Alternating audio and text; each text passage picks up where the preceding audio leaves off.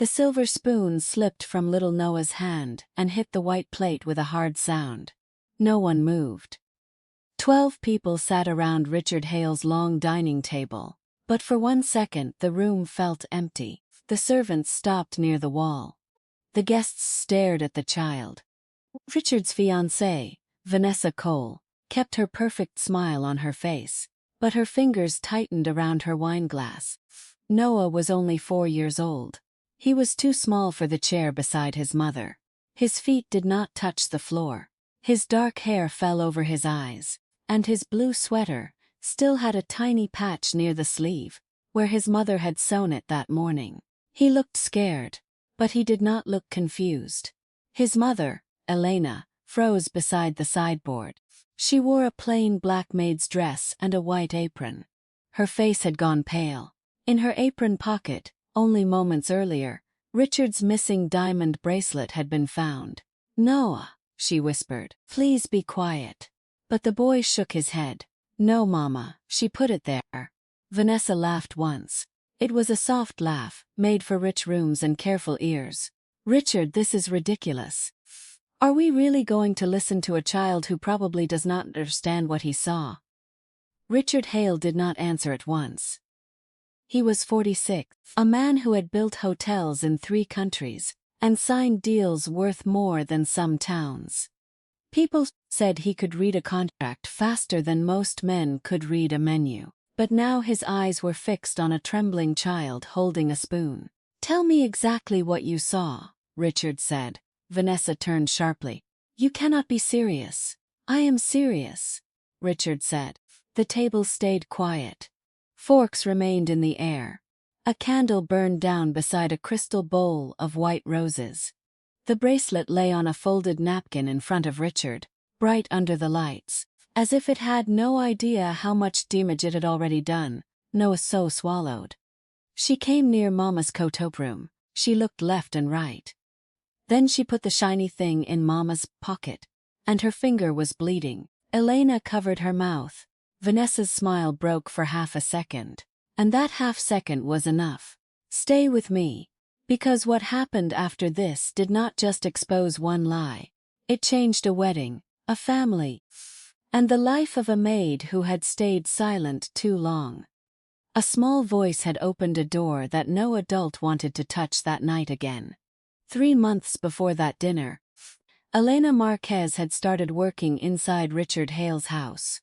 The house had 22 rooms, 2 kitchens, a glass elevator, and a garden large enough for a small wedding. Elena had cleaned offices before. She had washed hotel sheets. She had folded laundry in a basement, where the machines ran all night. But she had never worked in a home like this. She arrived every morning at 6. Noah came with her, because the daycare near their apartment closed the week she got hired. Richard's housekeeper, Mrs. Darnell, had allowed the boy to sit in the pantry, with crayons, crackers, and a small blue cup. "He must not disturb Mr. Hale," Mrs. Darnell had warned. "He will not," Elena promised. Noah kept that promise better than most adults. He spoke quietly. He drew circles on paper. He lined up sugar packets by color. He watched everything. That was Noah's gift. He noticed small things. He noticed which cook limped after lunch. He noticed which guest never said thank you. He noticed that Mr. Richard drank tea without sugar when he was worried, and coffee when he was angry. He noticed that Vanessa smelled like expensive flowers, but wiped her hands after touching servants. Elena noticed too, but she said nothing. She was 28, a single mother, and rent was due every first Monday. Silence had fed her child more than pride ever had. Richard had been kind from the beginning, not warm exactly. He was too busy for that, but he was fair. He paid on time. He asked names. When Noah dropped his silver spoon during breakfast service, Richard picked it up himself. "Here you are, young man," he said. "It makes a loud sound." Richard almost smiled. "Most honest things do. Remember that spoon? It was small, cheap, and scratched from years in a kitchen drawer. Noah liked its weight. He tapped it when he thought. He held it when strangers came near. Elena often told him to stop because rich houses did not like noise. But Richard never complained. At night, Helena and Noah returned to a one-bedroom apartment over a closed bakery. She cooked rice, counted coins, and listened to her son talk about the mansion. He never talked about gold frames or chandeliers. He talked about footsteps, voices, and hands. "Mama," he said once. Miss Vanessa smiles with her teeth, not her eyes. Elena touched his hair. "What does that mean?" she asked. Noah shrugged. "It means I don't like when she looks at you." Elena wanted to laugh, but her stomach tightened.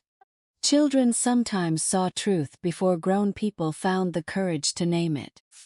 Vanessa Cole entered the Hale house like someone who already owned it. She was 32, tall, polished, and careful with every word. She wore cream dresses during the day and diamonds before dinner. She called Richard in front of guests and touched his arm whenever anyone important was watching. Richard had met her at a charity auction 8 months earlier. She had spoken about children's hospitals, old music, and second chances. Richard, who had lost his wife 6 years before, had been alone for a long time. His friends said Vanessa brought light back into his life. Elena wanted to believe that. For the first few weeks, Vanessa was pleasant. She asked Elena for lemon water. She thanked Mrs. Darnell. She even bent once and told Noah he was a sweet little thing. But the softness did not last. Started with small orders. "Do not let the child sit where guests can see him. Use the back stairs when I have visitors. Tell your boy not to stare. It is rude." Elena obeyed. She needed the job. She needed the clean paycheck and the extra food Mrs. Darnell some packed for Noah. So when Vanessa spoke sharply, Elena lowered her eyes. Noah did not lower his eyes. One Tuesday, he saw Vanessa drop a silk scarf on purpose near the pantry door. Elena picked it up at once. "Be careful," Vanessa said. "That scarf costs more than your monthly rent." Elena's ears burned. "I'm sorry, Mom." Noah stepped forward with his silver spoon in his fist. Mama didn't drop it. Vanessa looked down at him. Her smile stayed still, but her eyes turned flat. "Children should not correct adults," she said. Richard walked in before Elena could answer. Vanessa's face changed at once. "There you are," she said brightly. "I was just saying how helpful Elena is." Richard nodded to Elena. "Good. She has been with this house only a short time, but Mrs. Darnell says she works harder than anyone." Elena whispered. "Thank you, sir." Vanessa's jaw moved once. After Richard left, Vanessa leaned close enough that only Elena could hear. "Do not get comfortable here," she said. "After the wedding, this house will be managed differently." That night, Elena could not sleep. Noah lay beside her, breathing softly, one hand under his cheek. The silver spoon rested on the crate they used as a bedside table. "What would you have done? Would you speak and risk your child's dinner, or would you stay quiet and pray the storm passed over you?" Elena chose silence. She hated herself for it. But mothers often swallow pain when the bill is due, and the fridge is empty. At night, the dinner that changed everything was planned for a Friday night. Vanessa called it a small family dinner, but there was nothing small about it. 12 guests were invited. The table held crystal glasses, gold-rimmed plates, folded linen, and candles in silver stands. A chef came from Richard's downtown hotel. 2 florists spent 4 hours arranging white roses in the dining room. Elena worked from noon without sitting down. She polished glasses, carried trays, steamed napkins, and checked Noah every few minutes. He sat in the service hall with paper, crayons, and his silver spoon. Mrs. Darnell gave him a biscuit. "Stay here," Elena told him. "No table tonight." Noah nodded. "I know. But children hear what adults think walls can hide." At 7:30, Vanessa came downstairs, wearing a black dress and a diamond bracelet. The bracelet was famous in Richard's circle. It had belonged to his late mother, and carried 28 small diamonds around a square clasp. Richard had given it to Vanessa 2 weeks earlier as a wedding gift. During the soup course, Vanessa lifted her wrist. Then she gasped.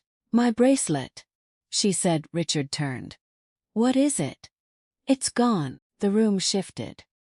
Guests looked under napkins. The staff searched near the chair. Elena checked the floor twice. Vanessa pressed a hand to her chest.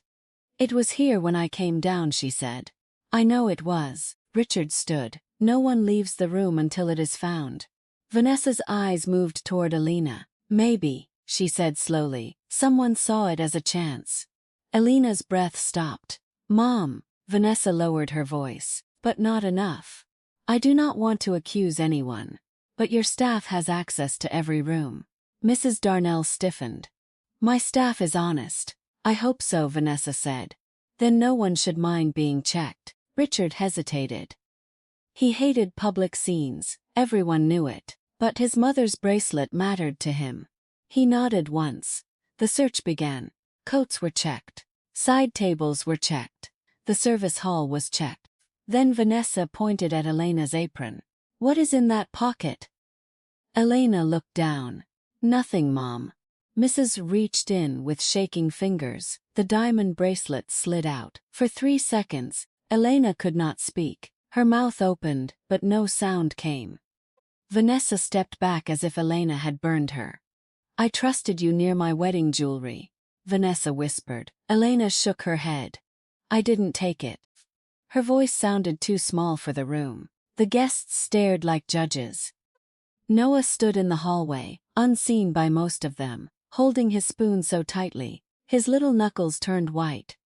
The first lie had landed, and the house began to turn against Elena. Richard Hale looked at the bracelet in Mrs. Darnell's hand, as if it had turned into a snake.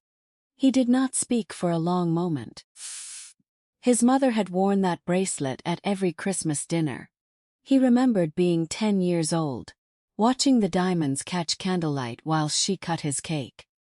She had died before seeing his first hotel open. That bracelet was not just expensive.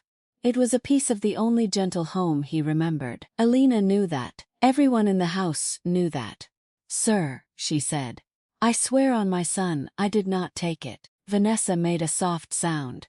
"Please do not use your child to cover this." Elena flinched. Richard's eyes moved from the bracelet to his face. "How did it get in your apron?" "I don't know." "That is not an answer." "I know," Elena whispered. "But it is the truth." One of the guests, a banker named Mr. Ellison, cleared his throat. "Richard, perhaps the police should handle it." Police. The word hit Elena in the chest. If police came, she could lose her job. If she lost her job, she could lose the apartment. If she lost the apartment, Noah would have nowhere safe to sleep. She reached for the sideboard to steady herself. Vanessa stepped closer to Richard.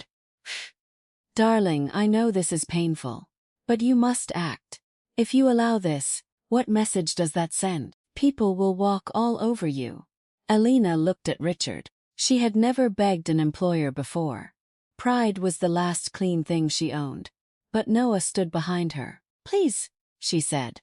"Check anything, my bag, my locker, my room. I did not steal from you." Vanessa's face hardened. "You expect him to believe that when the bracelet was on you. It was not on me, it was in my pocket. That is the same thing." "No," Elena said, a little stronger. "It is not." The room held its breath. Richard looked tired suddenly, not angry, tired. He rubbed one hand over his face. "Elena, until this is clear, you cannot continue working here." The words broke something inside her. Noah stepped into the doorway. "No," he said. Elena turned. "Noah, go back." But he did not move. He walked toward the table with the spoon in his hand. Tap, tap. Each step sounded too loud. Vanessa rolled her eyes. "This is not a children's matter."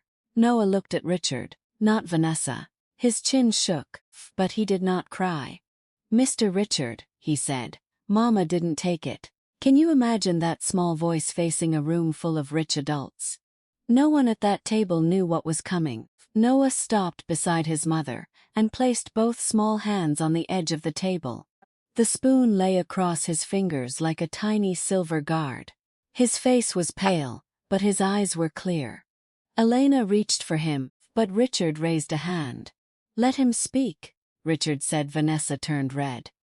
"Richard, this is humiliating. He is 4 years old." Noah looked at her. "I am 4.5. A few guests shifted in their chairs. No one smiled. Richard pulled out the empty chair beside him. "Come here, Noah." The boy climbed up slowly. His shoes hit the chair legs. He placed the spoon beside his plate and looked at the bracelet on the napkin. "Tell me what happened," Richard said. Noah pointed toward the service hallway. "I was drawing a truck. Mama told me stay there, then Miss Vanessa came. She was holding the shiny bracelet." Vanessa laughed again, but this time it sounded sharp. "Of course I was holding it. It was mine." Noah shook his head. "Not on your hand. In your hand. You looked angry." Vanessa leaned forward. "You are confused." "Sweet boy." "I'm not sweet boy," Noah said. "I'm Noah." Elena closed her eyes for a second. Noah continued. "You went to Mama's apron. It was hanging by the little door. You pushed the shiny thing inside. Then you looked at your finger because it was bleeding. Then you said a bad word." One guest coughed into his napkin. Mrs. Darnell covered her mouth. Richard picked up the bracelet with a clean napkin. "Your finger was bleeding." Vanessa pulled her hands into her lap. "I cut myself earlier in the kitchen. Ask anyone, it means nothing." Noah tapped the spoon once. "Your blood got on it," he said. The room went still again. Richard looked at the bracelet. "Mrs. Darnell, bring me my reading glasses." Vanessa "Enough. I will not sit here and be accused by a maid's child." Richard did not look at her. "Sit down." She froze. It was the first time that night he had spoken to her like a stranger. The silver spoon rested beside Noah's plate. He touched it with one finger, as if it gave him courage. The truth does not always arrive loudly. Sometimes it comes in a child's small sentence, and the adults must decide if they are brave enough to listen.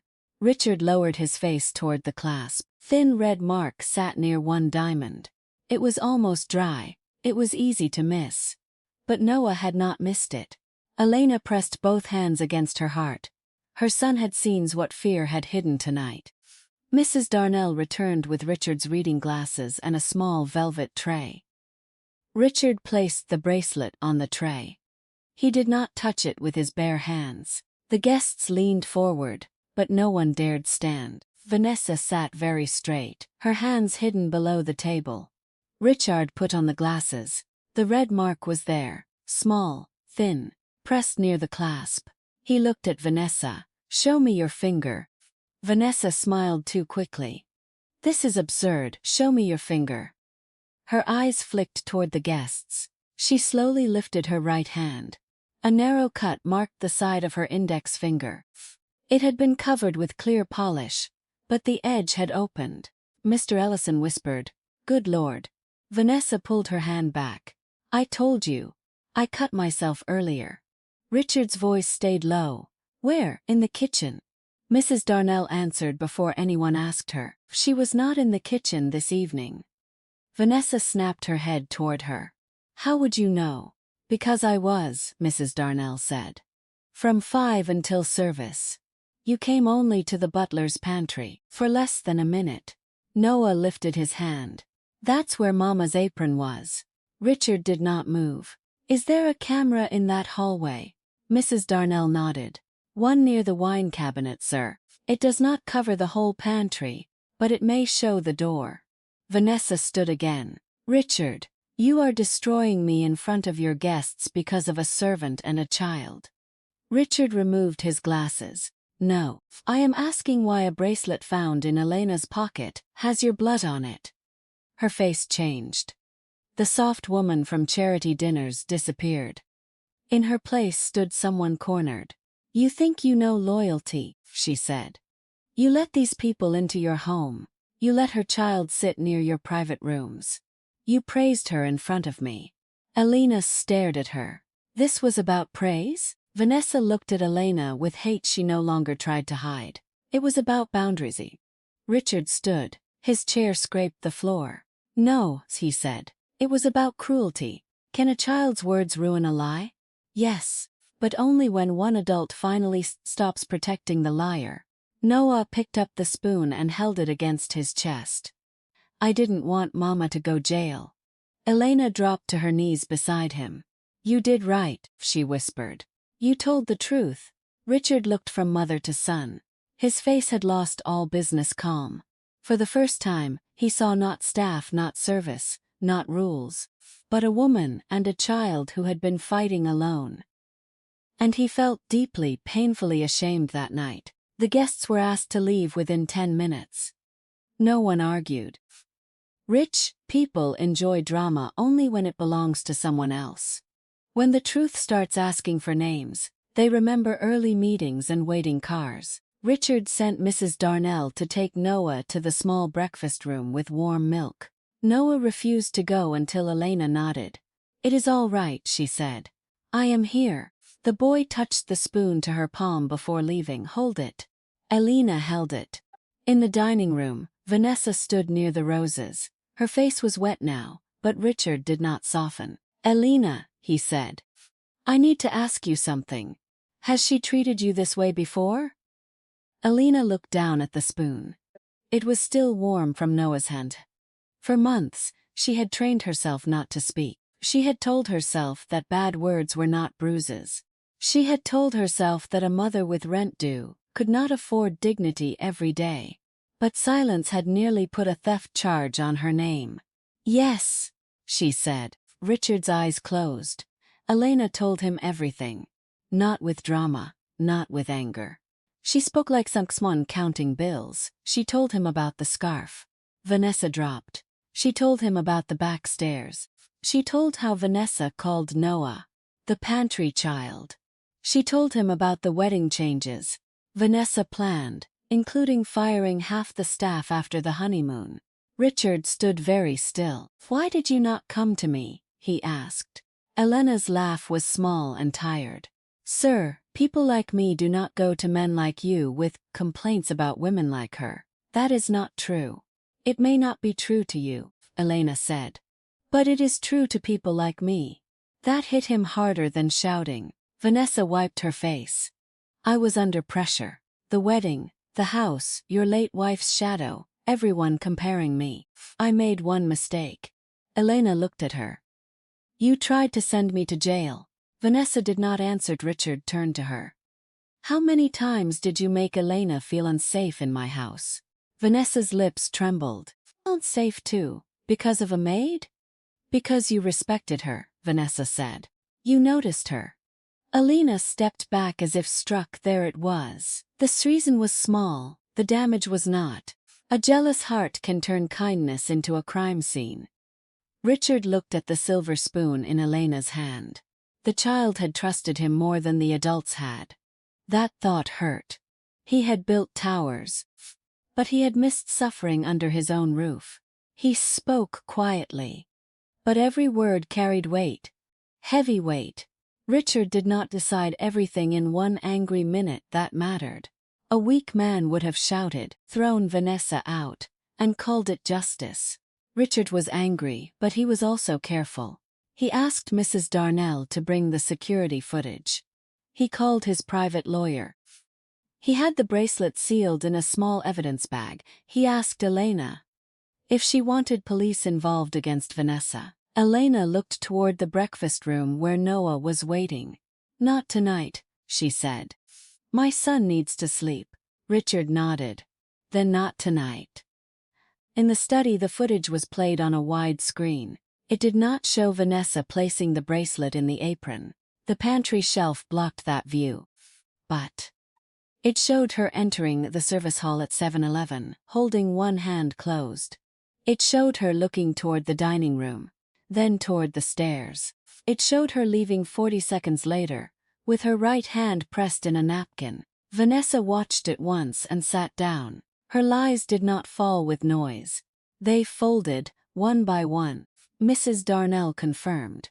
The apron had been hanging near the pantry door. The cook confirmed. Vanessa had not cut herself in the kitchen. Florist confirmed. Vanessa had removed the bracelet before dinner because it snagged on a rose stem. Richard listened to every statement. Then he faced Vanessa. "The engagement is over," he said. Vanessa covered her face. "Richard, please." "No, I was afraid of losing you. You chose to destroy an innocent woman. I can apologize. You can leave." Elena stood near the door, silent. She expected relief to come, but it did not. Her hands still shook. Her name had been cleared, but the wound remained. Richard saw that. "Elena," he said, "I failed you." She shook her head out of habit. "No." "Yes," he said, "I did. I made this house feel safe because I was safe here. I did not ask if everyone else was." Have you ever seen someone apologize without trying to defend himself? It is rare. It is powerful. Vanessa left through the front door before midnight. The diamond bracelet stayed locked in Richard's safe. The wedding planner received a call the next morning. The invitations were stopped, but the story did not end with Vanessa leaving. For 2 weeks, Richard changed the house rules. Staff complaints could go directly to him or Mrs. Darnell. Noah was given a small corner in the library, not the pantry. Elena received paid leave and a written apology. Still, she wondered if she should return after everything. Trust does not come back just because danger leaves. It must be rebuilt slowly, with proof, every single day.